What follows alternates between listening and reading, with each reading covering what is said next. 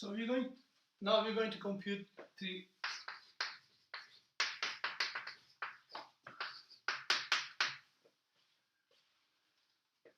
So we're going to take the value of this on the fly using the grammar actions of semantic rule application when you have syntactic rule and inserting lexical items along with their semantics if we meet a lexical item. So the initial configuration is essentially this is the initial configuration.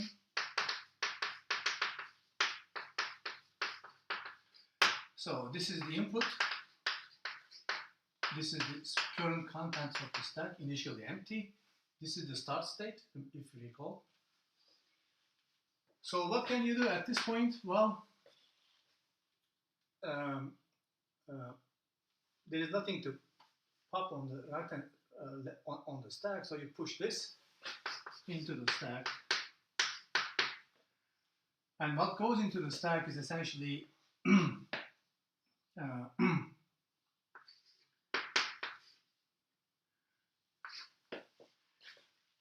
right? Because I have the meaning of 3 is 3 prime. So this is where I am at this point. I have not used the rule yet. I recognize this in the input and I'm saying, well, that I know to be of value 3. So I put this in this stack. So this is not the rule application yet. This is just inserting a formal object into the stack such that its value is in there as well. Its value according to my grammar is in there as well. So if you continue, now you're going to use the rule. Why? Because there's a right hand side sitting on top of the stack. And it says I'm going to be f. And I apply the rule of f. Well, semantic rule of f. That's the key integration point. Remember, the meaning of f was lambda x. And it says, well, take the value of this and project. Remember, this is lambda x. So this is a rule definition, basically saying, well, if you have that, I'm just projecting that. Rule use is this one. I'm using the rule by evaluating this on that, and it's going to give you 3. Okay. So the current stack is essentially f followed by 3. I'm just showing you the internal step to get to that point, and then it's going to be, this is another right hand side because there's a t goes to f rule, and it does the same thing. It says apply my semantics, which is lambda x, and meaning of that, remember the meaning of that is now 3, so that's going to give you 3. What's the difference? Well, this says f3, this says t3, so that's very important. And I have another rule sitting on top of the stack, which also basically says, well, you have s plus t. If this is t prime, this is reduced to s, so it's going to be plus 5.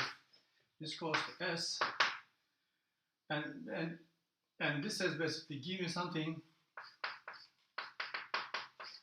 and the something f prime is 3.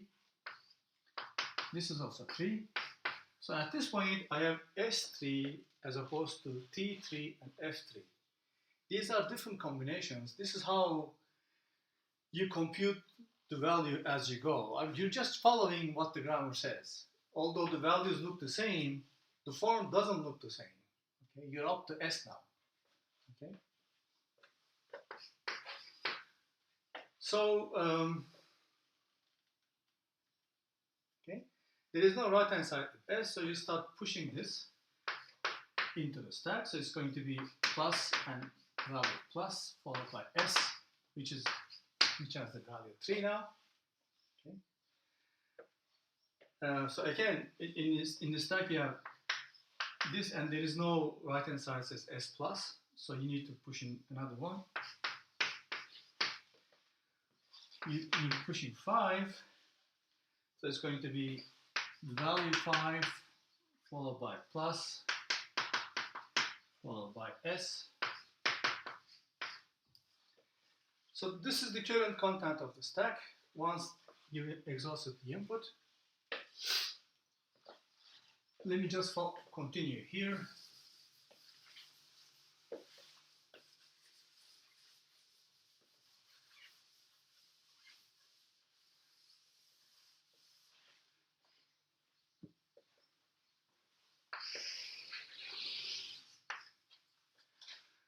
So you see another right hand side sitting on top. 5 is a right hand side, says, well, from here you can go p empty and take this to f, and its value will be lambda x applied 5, which is 5. Okay, followed by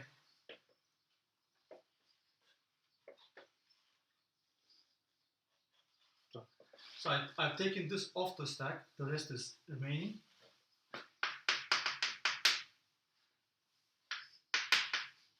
So this is the current contents of the stack when the input is exhausted. You have f, t, and s. So okay.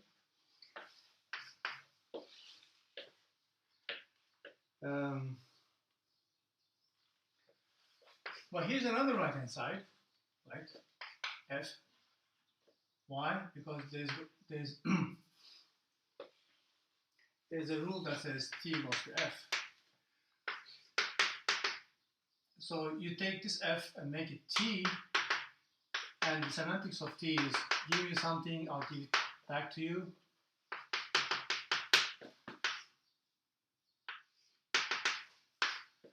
And this is equivalent to 5. Okay. And here's another right hand side. Why? Because I have s goes to t rule. And if you look at what this rule does in terms of semantics, it says, well, rewrite t as s, and the meaning is just project the value. So it's going to be lambda x applied to 5, and this is equal to 5, followed by the other stuff that you haven't touched in the stack.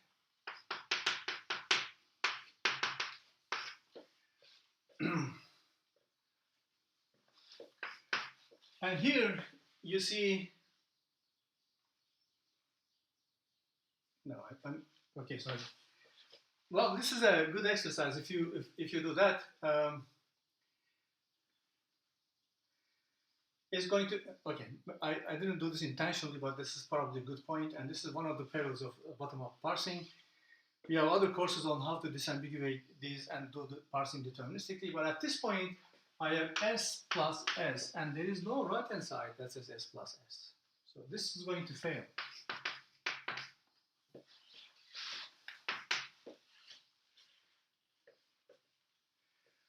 But from here,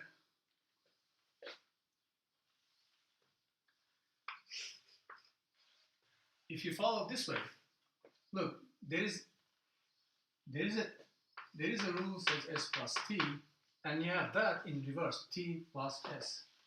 So there's a rule that says basically, well, take this and put this on the right side. Okay.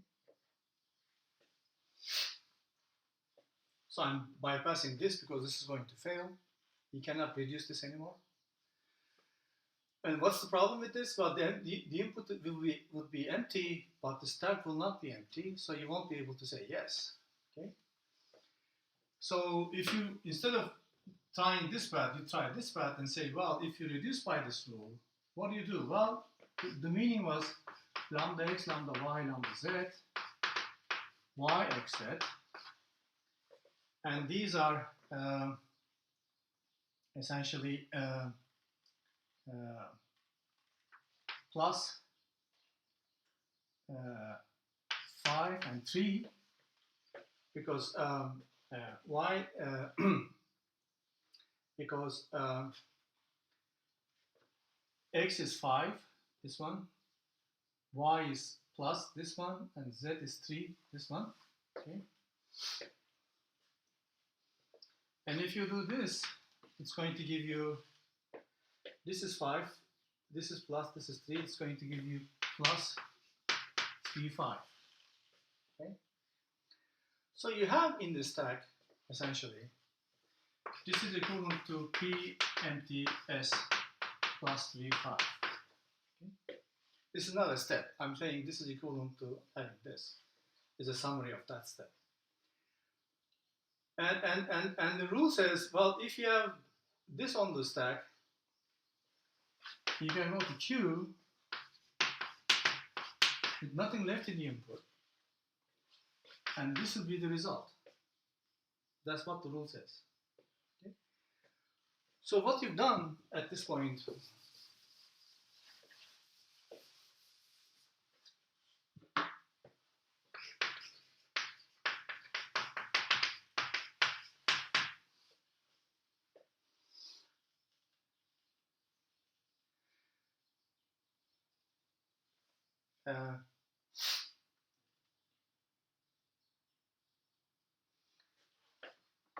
am I getting X will be,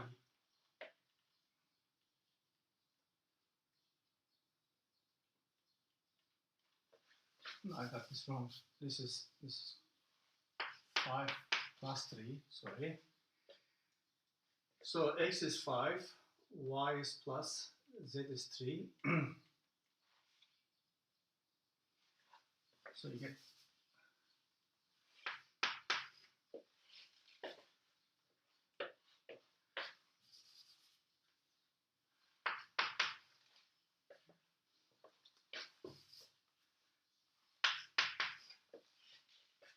okay. So you come to a point where by recognizing the form and doing the rule action as you do that, you're going to compute the meaning of the expression. Okay? And you do, there's only single computation. These are the steps taken by the PDA, and the computation takes care of forms and meaning correspondence as it manipulates the stack. And once you empty the stack, just before you emptied it, you got the result sitting on top. Okay, so that's so you can think of this action as like here, go here, and output the result. Okay, so this is how you're going to integrate computation of form and meaning at the same time as you proceed.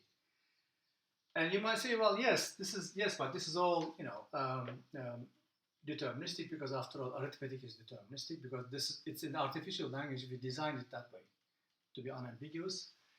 So that was the point of the last quiz.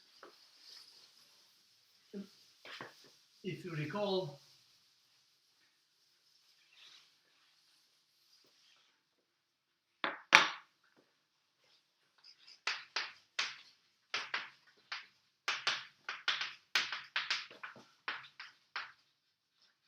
I gave you an example of, like, I saw the man with the telescope example. Basically, I said, well, this is MPVP, and noun phrases can take prepositional phrases as modifiers, and verb phrases take prepositional phrases as modifiers. And a noun phrase could be that I, or a noun phrase could be determined followed by noun. Verb phrase could be a verb if it's transitive, then a noun phrase, and determinant would be like the, and would be like man or telescope. Okay.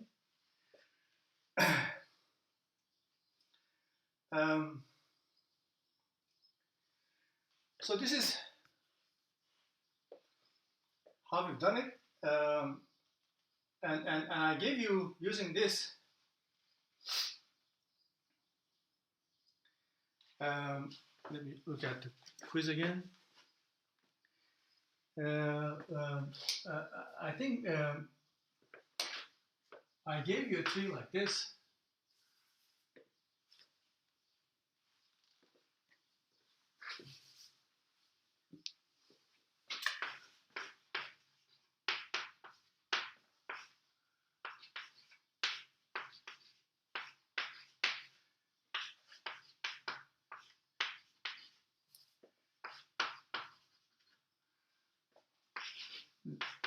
It's like, man, we do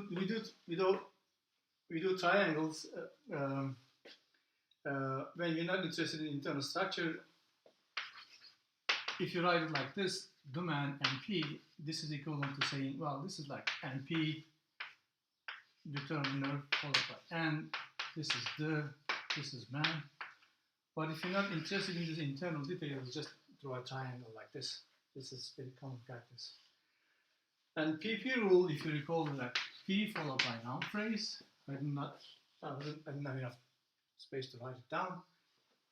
This is like width, and this will be the telescope. And then one question that I asked was, well, if this is the tree,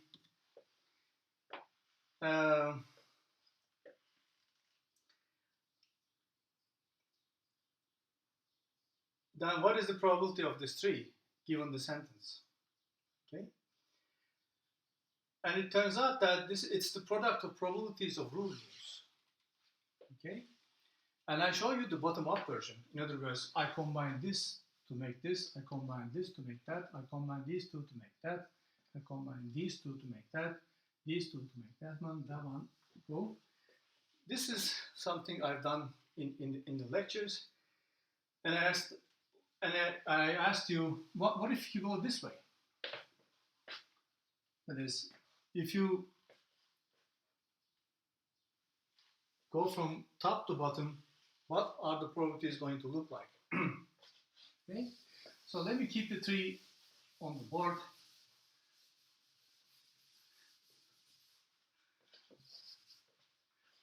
And just say,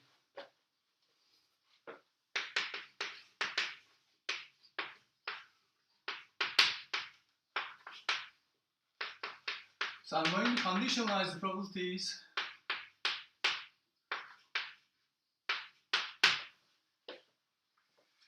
Probability of, let's say this is the tree. This tree, given the sentence, I saw the man with the telescope.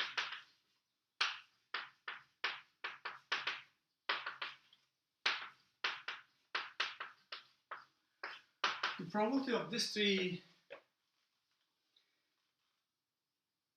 is a product of probabilities of rule use from top to bottom. So it's going to be, given the left-hand side, let's call this sentence. Take S and sentence.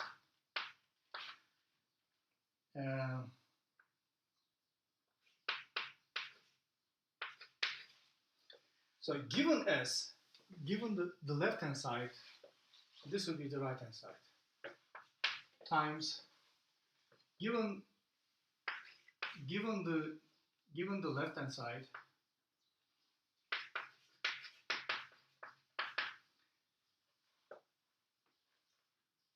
right-hand side. That is, what is the possibility of I given that I have a noun phrase? That's what this condition probability means. So if you keep multiplying, it's going to be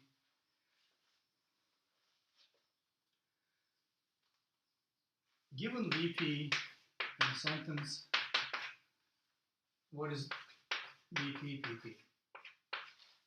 This rule.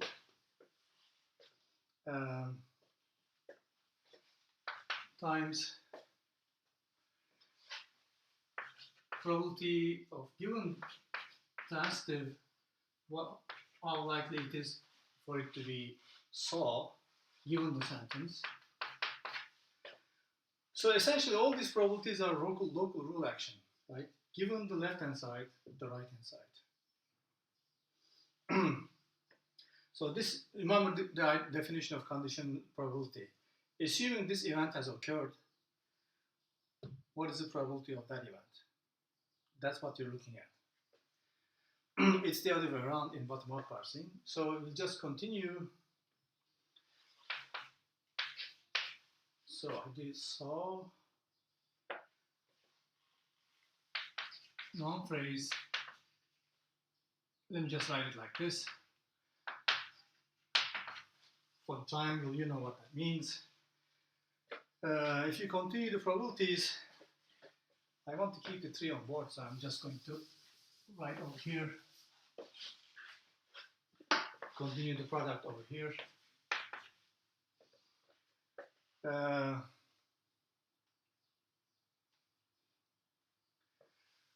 probability of given PP and sentence PMP times probability of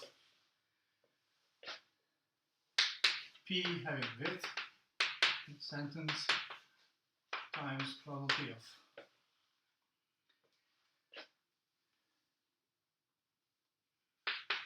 MP given the telescope sentence like this. And of course, if you feel like opening the telescope, you're going to do something like this to get the multiplication. So all of these are included, and this will be the probability of a tree.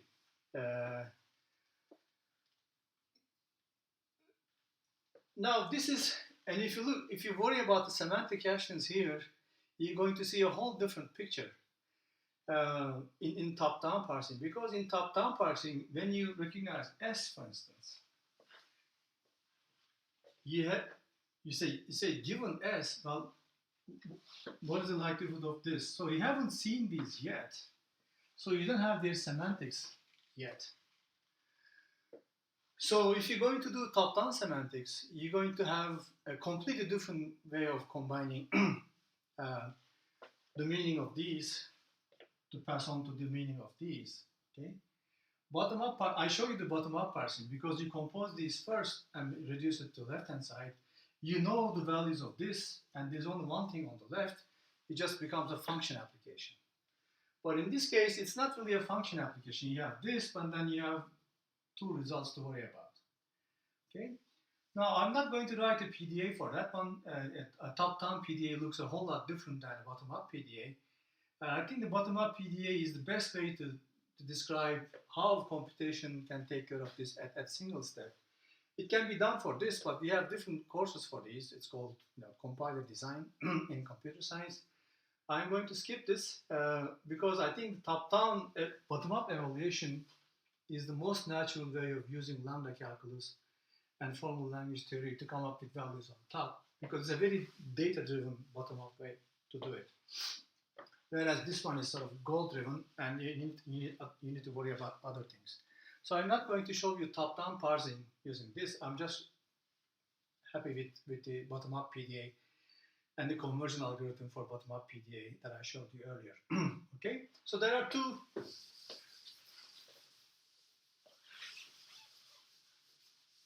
two ways to think about using trees.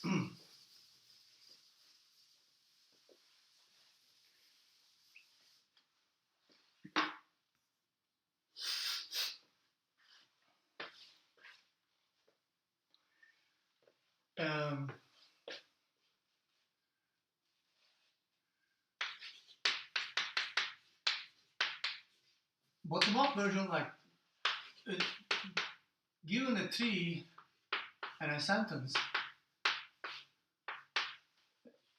okay, this is the product of probabilities for like every left-hand side, I, the right-hand side. Right? All rules are of this form. There's a left-hand side and there's a right-hand side. And if all of these rule applications are in the tree, okay, the tree represents rule use. So I should really write like this. Okay, so one left-hand side, let's say I, applies to the right-hand side. Now in bottom-up parsing, what you're doing is you're doing this to that. So it's going to, in bottom-up parsing, given the right-hand side and the sentence, you worry about the left-hand side. So the product of probabilities is going to look like this. Okay. In top-down parsing, again, of course, you can still talk about the same thing. It's product of probabilities and rule use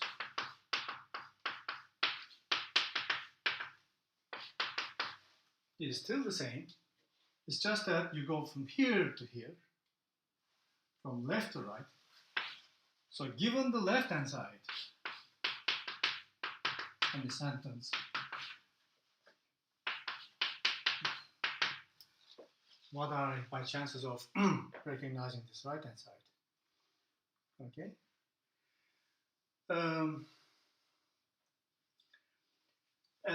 And I said that this is much easier because there are many things on the right-hand side. So once you recognize, remember in bottom-up parsing, you reduce the rule only when you recognize the whole right-hand side. So you have the values of everything on the right-hand side, and there's only one thing on the left-hand side. It's almost like function application, right? This is the function.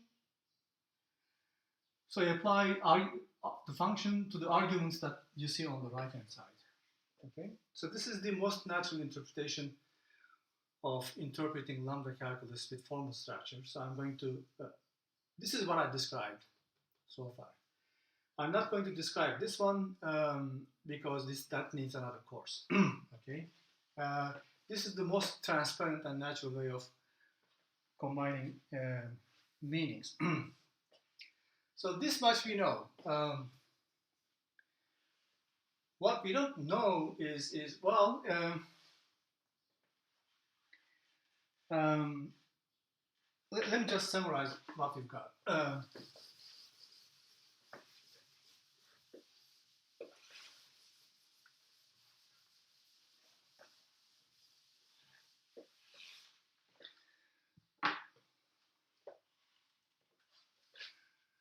Trying to relate to conditionals, right? Probability of a tree, even a sentence. This is, look, this, I wrote it like a joint probability. So there's a tree event, stochastic process. There's a sentence event, sentences, stochastic process, and you're looking at their joint probabilities. And you can relate this to conditional probabilities like this. Well, it's probability of, if you remember my definition of conditional probabilities and its relation to joint probabilities earlier, this is equivalent to probability of 3 times probability of that given the tree.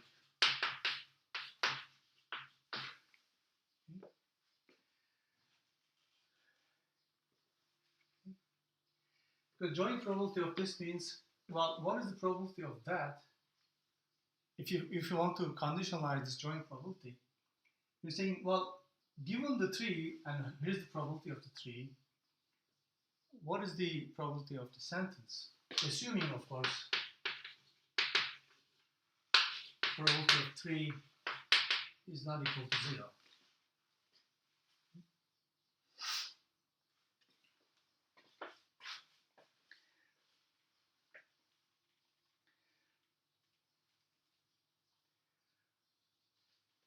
Why? I mean, why do we have this? Because probability of this conditional probability, if you remember the definition,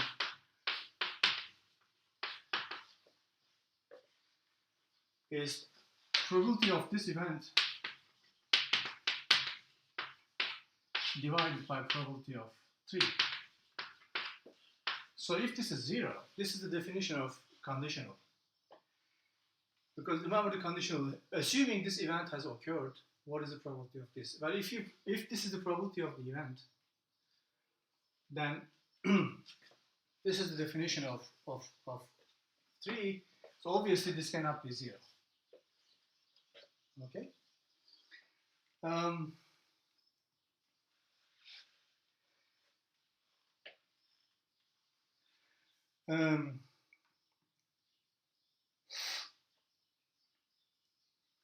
Now this is equivalent to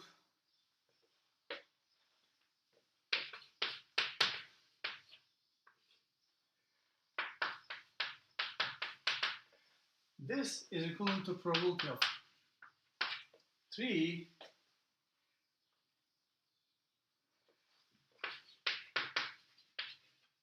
because this conditional probability of sentence given the 3 is equal to 1 if the 3 only contains the words in the sentence. Then if you give me this 3, it being this sentence, it is just 1 given the sentence, right?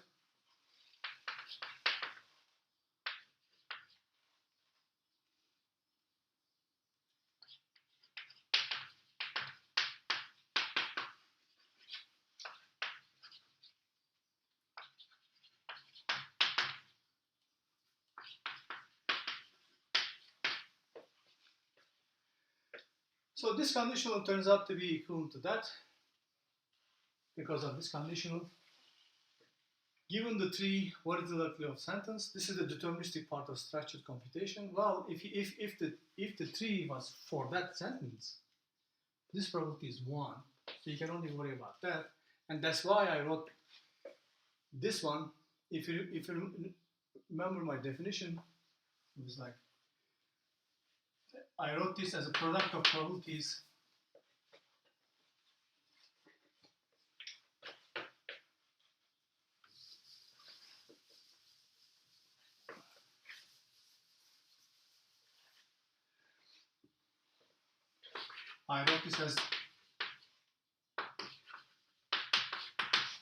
right?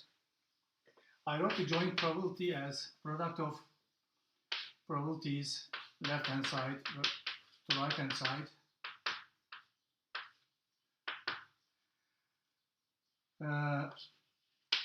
Left hand side given the right hand side and sentence.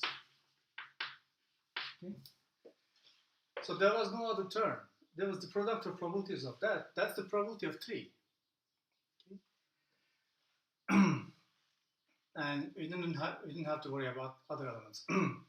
So this is the idea. The reason why this is equivalent to probability of 3 is because I'm assuming the 3 was constructed for this sentence. Okay.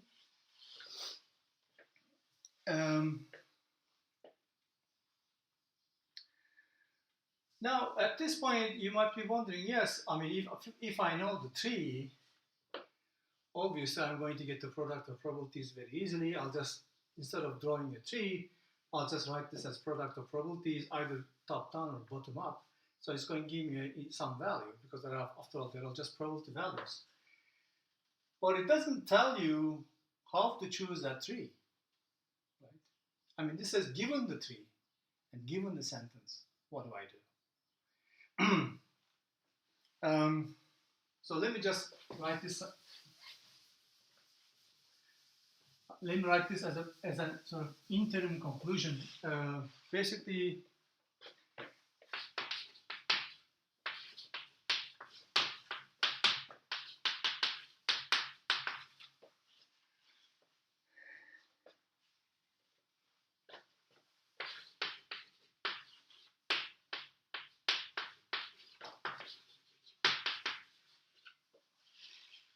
so given the 3, I do all this, but it doesn't tell you how to choose the 3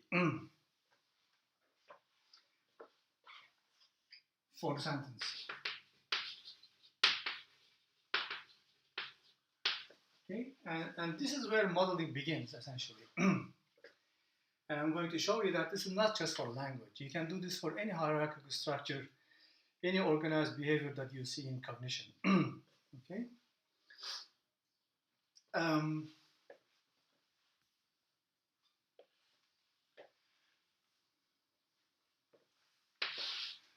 So what is typically done is, what you're interested in is probability of meaning given a sentence, right?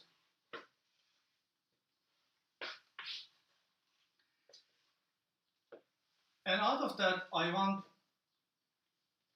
the meaning that is maximized according to, so like, give me the tree, it's called argmax over m. Okay, it says, well, given the sentence, give me the meaning that is maximal according to your grammar. So this part is, this says maximize among the arguments that give you m, pick the one that is maximum. This is your connection to the world.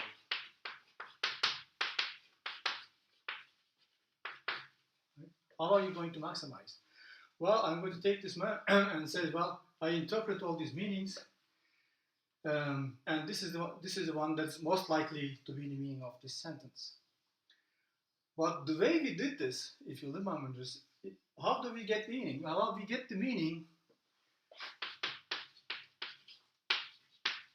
by, again,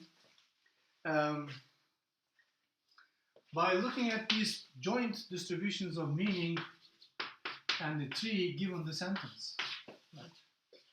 I need some space here because I'm going to marginalize. I'm going to look at all the trees that give me the meaning,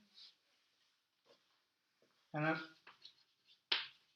out of that, I'm going to pick the maximum m. This is what we call a marginal. Okay. Remember the marginal? It said, well, you take these and sum over a certain event, like trees, and I'm trying to ignore the effect of the tree is given to you by the grammar, but what I'm getting at ultimately is the meaning. I'm interested in the meaning. But to get the meaning, I needed to create these rule applications in the PDA. Just think of them as a tree representing the rule application, doing syntax semantics at the same time. I'm going to sum over all the trees for the sentence. Given the sentence, look at all the trees, sum them all up, this meaning, and among them, because there could be multiple trees for the same sentence, and there can be multiple meanings for the same tree. This is still something you have to resolve in the world. So this is going to give you marginalization over this.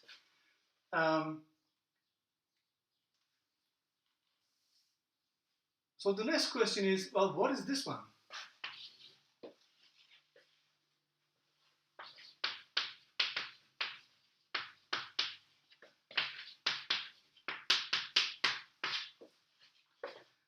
This is the critical question, right?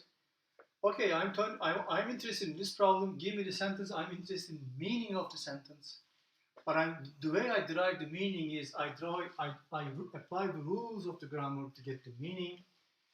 And since I'm not interested in the end, interested in the trees, but the meaning itself, I'm going to marginalize over T and just let you worry about M distribution only. So that's how you combine joint distributions, conditional distributions, and marginals. Okay? So this is where modeling starts.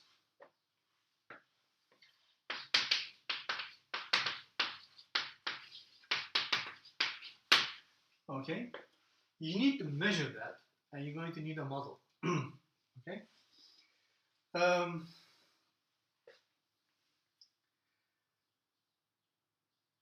Model of what? Well, model of well, how do trees and meanings go for the sentences? This is what you need to look at. So there are at least two ways to think about this. And let me write this down. One is the frequentist interpretation for modeling. The other is the Bayesian. There's more, but these are sort of the basic two.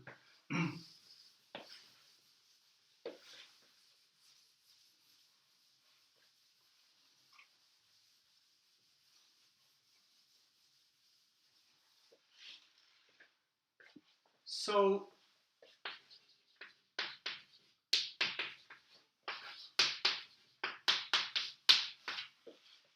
you can say, well, this is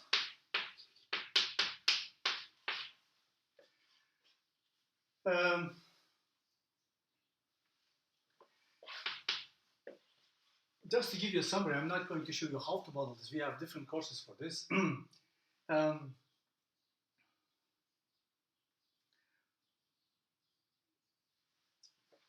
Well, you can say, well, I am interested in two things: sentence, tree, and the meaning. So you're going to need some measure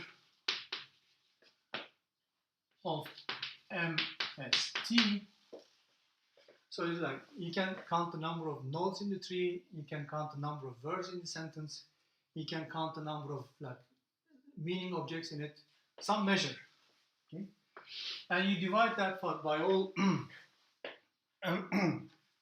meanings. So in other words, if you sum over M and T and use the same measure,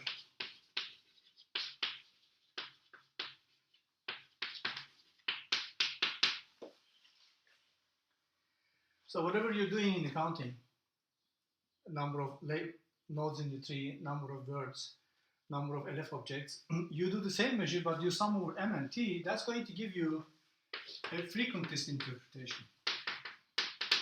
Because you're turning frequencies into probabilities. This is going to be a probability measure, because it's going to be less than 1. And if you total them all, over all sentences, it's going to give you cumulative distribution of 1. This is the frequentist model.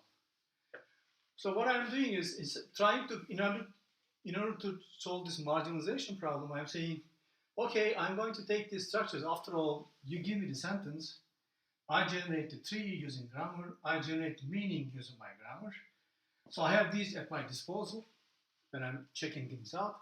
I'm going to have some measure, and I'm going to divide over the same total of that measure over M and T. And that's going to be a number between 0 and 1. And the sum of all that is going to be up to 1. So this is going to be a probability measure in a frequentist model. Okay. Now if you do it Bayesian way,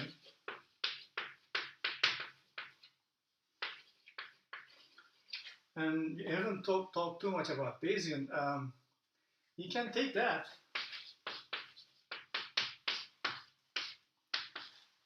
the Bayesian way,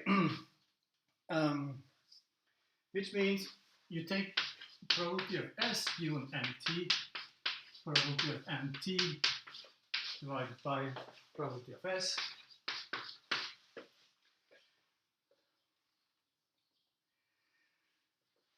Like this is the posterior.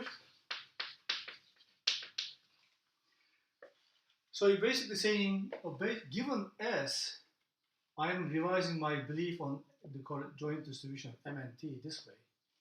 So what was my belief? This was your belief. This is the prior. Okay? Probability of how meanings and trees go together. Now look, there is no S here. This is essentially theory. A theory says, well, is it just anything goes between meanings and trees, or is it the grammar as your theory that's giving you some narrower distribution? Okay, and this says, given that, what is the likelihood of this sentence? If this is my grammar, what is it? This is the likelihood.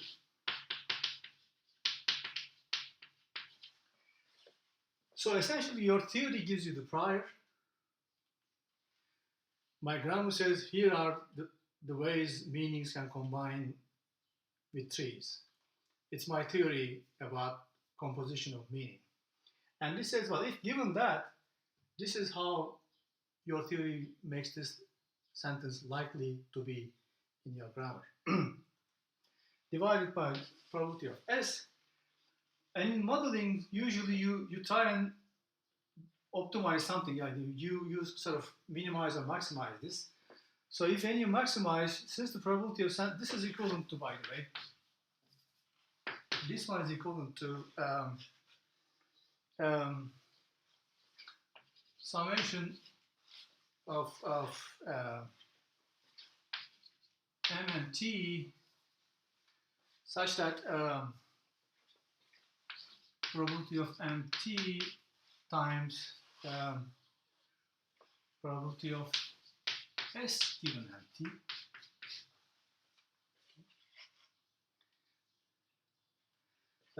Because the probability of S is well, the S is created under the assumptions of this. This is the probability, and what is the probability of that? The usual conditional probability rule. So this, but you have to sum over this to get the probability of S. Okay, but this is going to be constant if you're maximizing or minimizing. So usually this is taken out in modeling, and you try to have a theory for this, and you try to have a good estimate for the likelihood function so that you can revise your hypotheses about the sentence. Okay, this is essentially the art and science of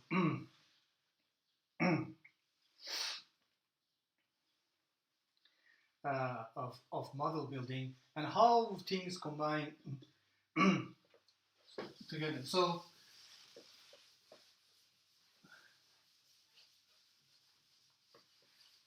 and if you're wondering why I'm not giving an example at this point, because giving a model example is just too overwhelming. You need another course to be able to talk about meaningful models. I don't want to give you just a random model to show that this is doable. I'm just giving you how things are going to work when you put all that together.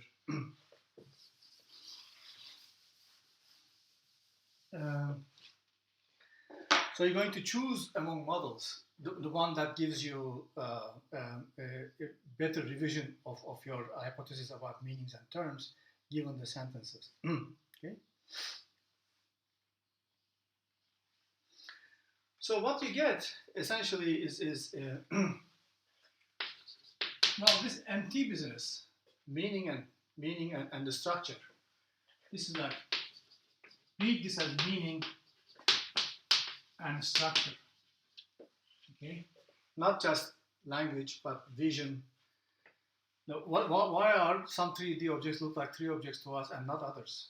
Well, somewhat in some cases the structure is ill-formed, so that you cannot get a 3D interpretation. I mean, you look at an object in 2D, like something drawn on a paper, and you can visualize the 3D realization of that.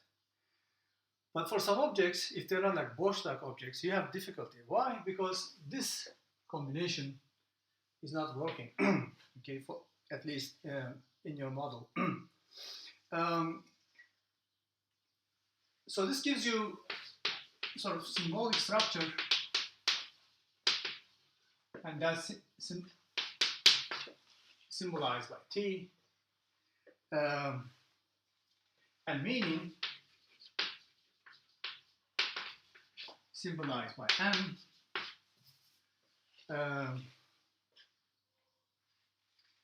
and you're doing that through observed behavior, right?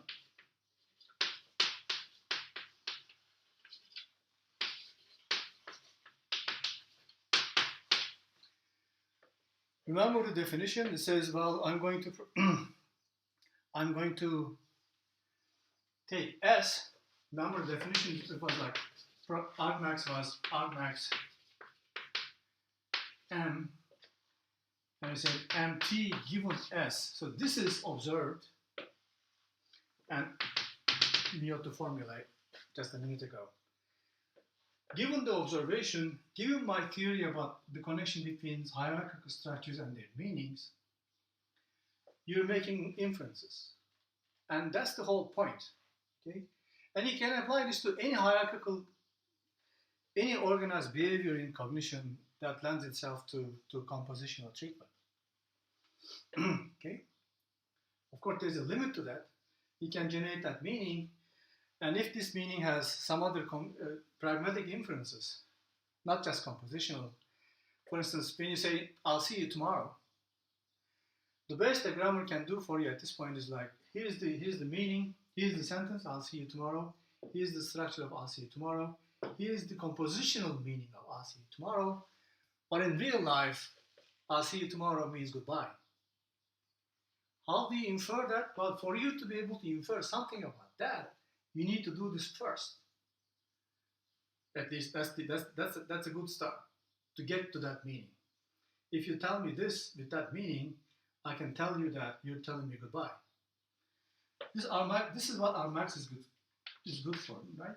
Interpret that and make this most likely, of course, you need another conditional. Given the current world, what does that mean? This is the compositional thing, but here's the current world.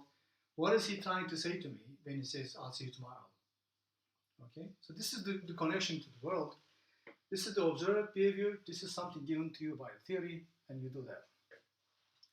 So just to sum up, sort of this is a summary of the whole course.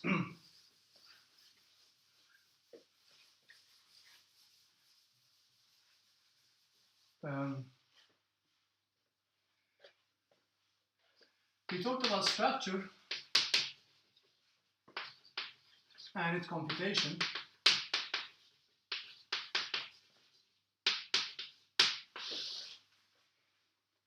And we observed that structure tends to be quite deterministic if you fix the meaning. Content may be non-deterministic until you put some functional structure on it. Think of that, for instance, Hagit Borer emphasized quite often.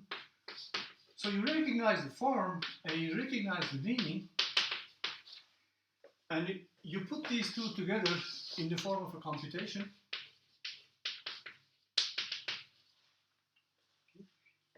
This is all brought together by computation and uncertainty that goes with it. Piggyback on this one. Okay.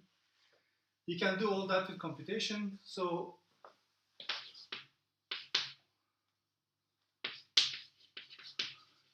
the moral of the story is all structure in one computation.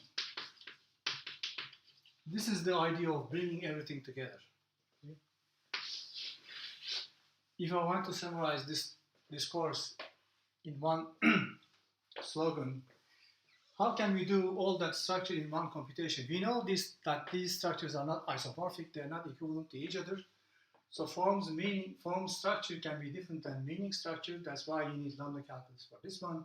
You're going to need formal language theory or some other theory of grammar for that one, formal grammar.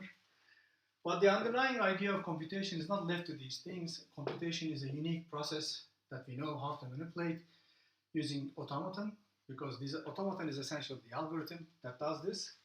Once you put all that together, it's going to connect uncertainty in predictable ways to allow you to build models.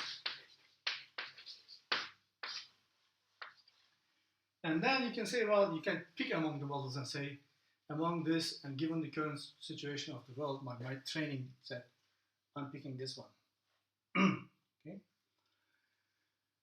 So I hope it gives you a flavor of how things can all be done in one aspect of computation, one process of computation, although they might in fact differ greatly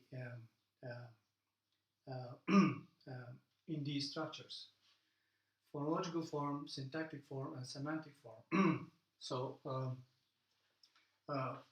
put together. So if you take this back to what I said about a few weeks ago, this is essentially Frege,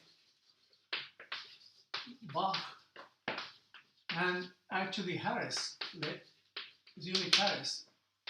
This is 1946, by the way.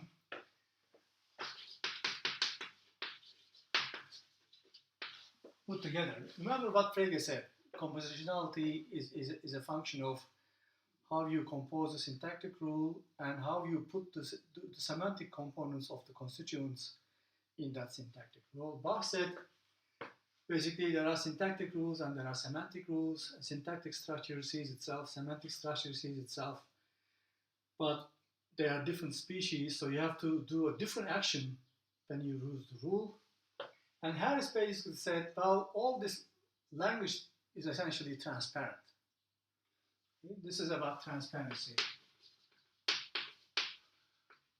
So we capture this transparency in the form of computation.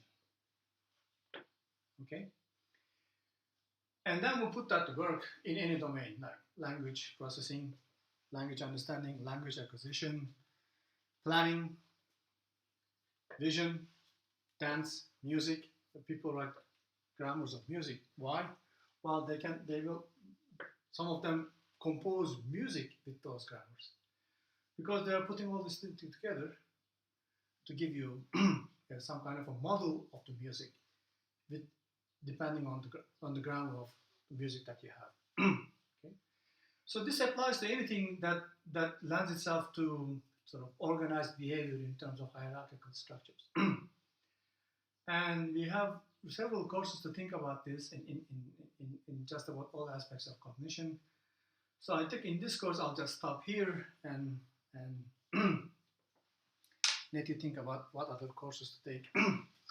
And thank you for listening.